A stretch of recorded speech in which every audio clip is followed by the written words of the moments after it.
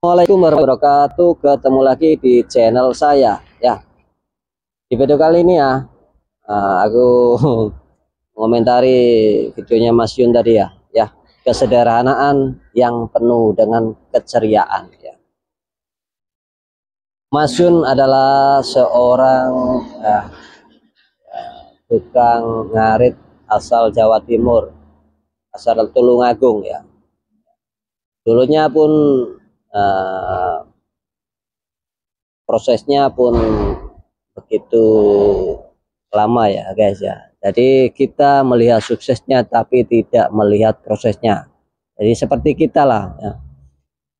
Kita proses dengan ya susah payah, tapi insya Allah semuanya kesungguhan kita, usaha tidak akan dikhianati dengan hasilnya.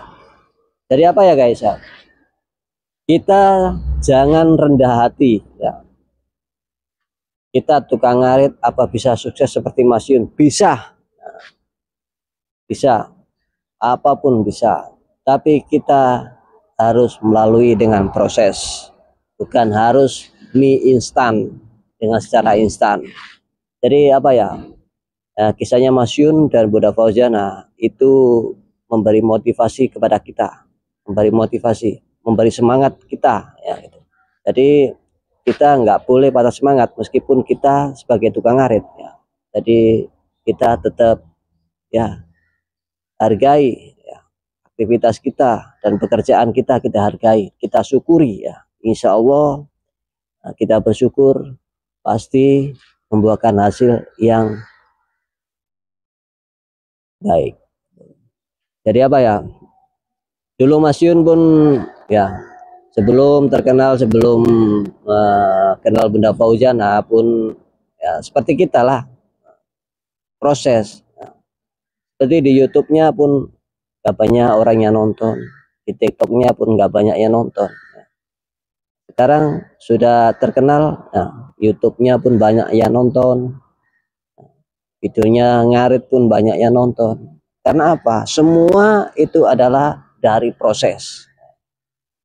Kita nikmati proses kita, pasti kita akan menikmati hasilnya, gitu guys. Jadi sobat ngarit Nusantara, semua kita harus semangat dan kita contoh Mas Yun, prosesnya Mas Yun ya.